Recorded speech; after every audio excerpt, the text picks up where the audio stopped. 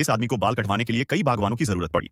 छुपकर काम करने वाले लोगों की भी जरूरत थी और एक टीम को शंख इकट्ठा करने के लिए लगाया गया, क्योंकि हाल ही में उसने राजा के लिए दुश्मनों को हराया था। इसलिए वह पूरे बौनों के देश का राष्ट्रीय हीरो बन गया। अब पूरी सड़क पर उसी की तस्वीरें टंगी थीं, यहां तक कि जो कपड़े बिक रहे थे वे भी उसी के ब्रांड के थे। यह सब देखकर एडवर्ड को जलन होने लगी। गुलिवर को हटाने के लिए वह ब्रेफ्स देश गया और वहां एक रोबोट का डिजाइन दिखाया ताकि वे उसकी मदद से गुलिवर को हरा सकें। ज्यादा समय नहीं बीता था कि बौनों के देश को युद्ध की चुनौती मिली। एक अंडे जैसा कुछ गुलिवर के सामने आया और उसके अंदर एडवर्ड था। फिर वह अंडा एक रोबोट में बदल गया। गुलिवर ने अपनी पूरी ताकत लगाकर उसे गिराने की कोशिश की, मगर रोबोट टस से मस नहीं हुआ। हालात बिगड़ते देख गुलिवर भागना चाहता था, मगर अगले ही पल एडवर्ड ने उसे पकड़ लिया।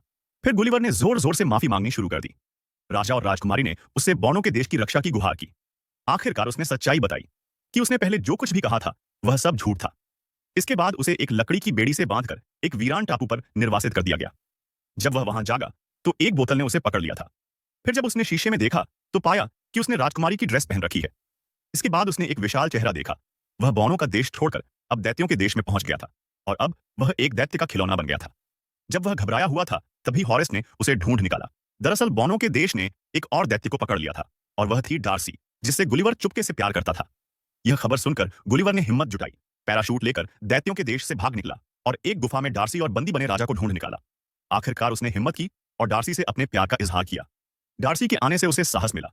अब गुलिवर ने तय कर लिया कि वह बौनों के देश को एडवर्ड से बचाएगा।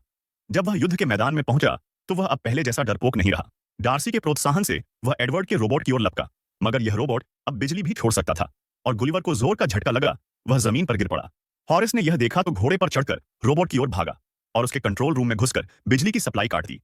गुलिवर ने मौका देखकर रोबोट को लात मारकर गिरा दिया और फिर एक हथौड़ा उठाकर उसे तब तक पीटा जब तक वह नष्ट नहीं हो गया।